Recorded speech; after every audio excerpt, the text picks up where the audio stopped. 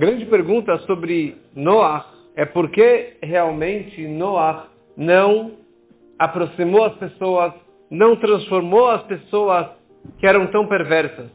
Deus orientou que ele montasse a arca durante 120 anos com o propósito de ensinar as pessoas, que as pessoas se aproximassem de Hashem, que as pessoas abandonassem o mau caminho, que fizessem chuvá, e porque realmente o Noach, ele não aproveitou todos esses anos para conseguir aproximar algumas pessoas. Meia dúzia, uma dúzia, ninguém. Na prática, só ele e a sua família que entraram na arca e foram salvos do dilúvio. Porque ele não conseguiu aproximar mais ninguém durante todos aqueles anos que ele estava tentando difundir alguns valores mais valiosos de ética, de moral, de acreditar num Deus. Nós sabemos que o propósito do Mabul, do dilúvio, não foi destruir o mundo, e sim purificar o mundo, transformar o mundo. Por essa razão, as chuvas caíram, o dilúvio foi durante 40 dias. 40 dias, isso lembra a quantia de água que uma mikve, para emergir, para realmente uma mikve pura, tem que ter 40 CA, que é uma medida do Talmud. 40 CA de água de chuva, de água de fonte, para aquela mikve, para que ela seja pura, para que ela possa purificar a pessoa que vai emergir naquelas águas. Ou seja, todo o propósito que Hashem ele trouxe uma bula para o mundo dilúvio foi para transformar o mundo, para purificar o mundo. Antes do dilúvio, a natureza era muito grosseira, era muito densa, e por isso ela não permitia nenhuma transformação. Por essa razão, antes do dilúvio, não havia no mundo, não havia na natureza o arco-íris. Não existia arco-íris. Quer dizer, durante 1 milênio e meio, não havia arco-íris no mundo. E o sol, e a chuva, e a nuvem, não apareceu arco-íris. Por que não? Porque a nuvem era tão densa, era tão grossa, que não permitia que os raios solares passassem por ela. As nuvens eram muito grossas, eram espessas, e por isso o raio solar não passava por ela, e dessa forma não apareceu o arco-íris. O que o dilúvio trouxe no mundo? Ele refinou o mundo, refinou a natureza, literalmente a natureza, a vegetação, as nuvens ficaram mais delicadas, ficaram mais finas, e por isso a partir de então que surgiu o arco-íris, que esse foi o pacto que Hashem ele fez com o mundo, com a natureza. Eu nunca mais vou trazer um dilúvio. Então aqui nós vemos que a grande novidade do dilúvio foi o conceito da tshuva, do retorno, do arrependimento, da purificação, de você se refinar. Antes do Mabul não existia esse conceito. Antes do Mabul não existia a palavra tshuva. Não existia uma pessoa que errou, ela pedir desculpas. Uma pessoa que pecou, ele não tem como se arrepender de verdade, de retornar para Hashem. Até o dilúvio existiam duas categorias, 2 níveis de pessoas.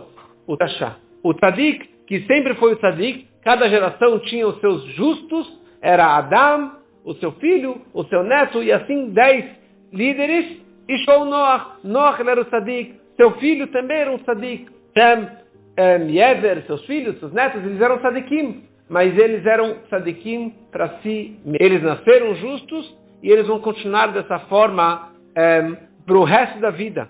Mas uma pessoa que não prestava, como a Torá descreve, Malah Haaretz Hamas, que a terra estava cheia de Hamas. Hamas, a gente sabe que hoje significa uma raça que não presta, um grupo de terroristas, mas Hamas significa todo tipo de maldade. A terra estava repleta de Hamas, de coisas ruins, de pessoas ruins, e não havia uma forma deles retornarem. Não havia uma maneira deles aprimorarem, se arrependerem e irem para o bom caminho. Por que não? Porque a natureza era grosseira. O ser humano, ele era denso e não havia como haver essa transformação, essa purificação, essa tshuva. Todo o conceito da tshuva surgiu no momento do Mabul. O Mabul ele veio purificar o mundo, refinar o mundo, transformar o mundo. Então, por isso, a partir daquele momento, existe o Qur'an também. Existe o conceito da pessoa se arrepender. Então todos aqueles que existiam até o Mabul morreram, porque todos eram perversos e não se arrependiam e não havia como se arrepender. A partir de agora existe o conceito da tchuvá, do arrependimento. Por isso está escrito nas profecias de Hezkel que Noach ra'a olam hadash, ele viu um novo mundo. E o Noach, ele viu na verdade 3 mundos, 3 estágios de mundo. Ele viu o mundo como que era antes do dilúvio. Ele viu o mundo sendo destruído, durante um ano inteiro o mundo destruído. E ele viu um terceiro mundo. Ele começou a reconstruir o mundo refinado, o Olam Hadash, um novo mundo. Por que um novo mundo? Porque existe um novo movimento de arrependimento, de retorno, de desculpas, de você se aperfeiçoar e de você transformar e refinar o mundo. Essa que é a ideia do Olam Hadash, que agora ele consegue pegar o mundo e fazer dele algo novo, um mundo mais transformado, um mundo mais elevado. E essa aqui é toda a ideia da Teshuvah. E com isso nós entendemos, em alguns lugares, como no Zohar, eles descrevem o Noach como alguém que tinha suas falhas, alguém não perfeito, não completo. Mas em outros lugares descrevem Noach como a pessoa mais querida por Deus, a pessoa mais elevada. Então o Zohar ele descreve que o dilúvio é chamado de Mei Noach, as águas de Noach, porque foi a culpa dele que ele não rezou pela sua geração. Então já que ele não rezou pela sua geração, então ele é o culpado. Então a água é nas costas dele, é na culpa dele. Mas por outro lado, às vezes é chamado, como a Torá descreve, depois do dilúvio, a Torá fala, sim, que as águas de Noach nunca mais vão acontecer. Eu nunca mais vou ficar com raiva da humanidade, eu nunca mais vou trazer um dilúvio sobre a humanidade. Que isso representa a era messiânica, a vinda do Mashiach, quando que realmente não haverá mais nada de mal dentro da terra. Então, o Noach ele tem 2 facetas, 2 estágios na sua vida, antes do dilúvio e após o dilúvio. Que, aliás, se você fizer a contagem, todo o ano do dilúvio não foi contabilizado no nosso calendário. O ano do dilúvio não entra na contagem dos anos. Por quê? Porque é algo à parte. Foi um ano de destruição, não fazia parte da natureza. Foi uma transformação da natureza. E agora recomeçou desde o começo. E a grande pergunta é, por que realmente Noach não rezou pela sua geração? Se ele não conseguiu transformar as pessoas, então pelo menos reze por eles. Implore para Deus para poupá-los. Por que ele não rezou por... Como que Moshe Rabbeinu não rezou pelo povo, que eram idólatras? Noach não rezou para ninguém. Por que ele não rezou? Ele não era um perverso, ele era um tzadik. Como a Torá descreve, tzadik, ele era um tzadik na sua geração. Por que o Noach não poderia rezar pelas pessoas? Porque ele não, dentro de si, ele não tinha como sentir... Como que ele vai rezar pelos outros para que eles se arrependam? Para que eles retornem, se ele dentro de si também não havia esse conceito? Para você conseguir influenciar alguém a fazer algo, seja o exemplo. Olha quem está falando. Se você é um exemplo deste assunto, você pode pregar para os outros fazerem. Né? Façam o que eu faço, não façam o que eu falo. Para nós poder, lelamed zchut alacherim, julgar os outros favoravelmente, quer dizer, julgar os outros para que eles realmente, não, imagina, perdoe a eles porque eles não pecaram, eles podem se arrepender e assim por diante. Ele não tinha como julgar os outros favoravelmente se ele dentro de si não existia esse conceito do perdão e do arrependimento. Duas historinhas, bem resumidamente, para ilustrar essa ideia que para você julgar o outro, você tem que sentir essa dor antes.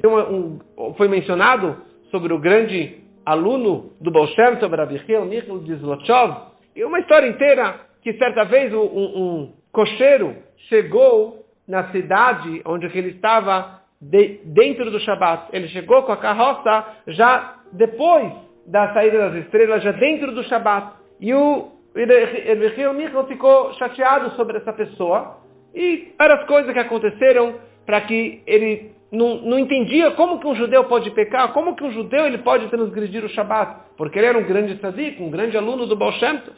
E daí o Baal Shem Tov acabou mandando uma carta para ele e convidando para que ele viesse até o seu encontro. E a distância da onde que ele estava, em Zlotchov, até Merzebush, era algumas horas de viagem.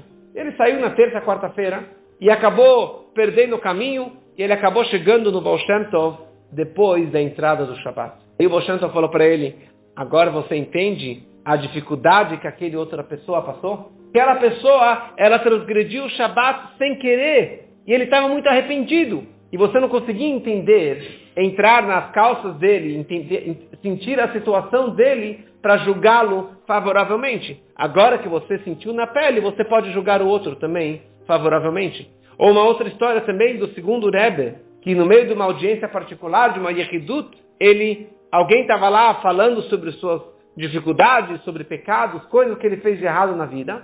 E o Rebbe falou, vamos terminar por aqui. E não deu a resposta para o sujeito. Depois de um tempo, ele chama ele de volta. Ele deu para ele a resposta do que ele precisava. Por que o Rebbe fez essa interrupção? Porque ele precisou encontrar dentro de si algo que se assemelhasse com a situação tão baixa que aquela pessoa estava passando, que para o nível dele, ele não tinha como dar uma resposta, uma receita popular. Ele precisava sentir a dor do outro para conseguir julgá-lo favoravelmente, para conseguir ajudá-lo a retornar ao bom caminho. E essa que é a grandeza da vinda do Mashiach. E o Mashiach vai ser o grande juiz.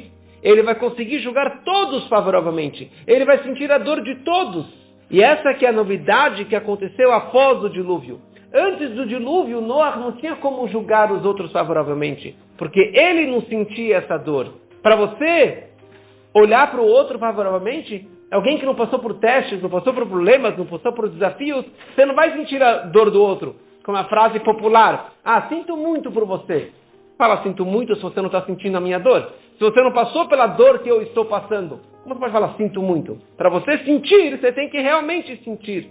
Então essa é a razão que na prática o Noah não rezou por ninguém, porque ele não tinha como rezar por ninguém. Ele não tinha como julgar ninguém favoravelmente. Ele não tinha como influenciar ninguém a fazer tchuvá se ele próprio não sabia o que significava o retorno, o arrependimento e a reaproximação de Hashem. E por isso que realmente veio o dilúvio e transformou o mundo, refinou o mundo, a natureza do mundo, as nuvens, a natureza física e a natureza do ser humano, que ele ficou mais refinado, que a partir de então existe o conceito da tchuvá, existe o conceito da reaproximação e de você poder se refinar a partir de então.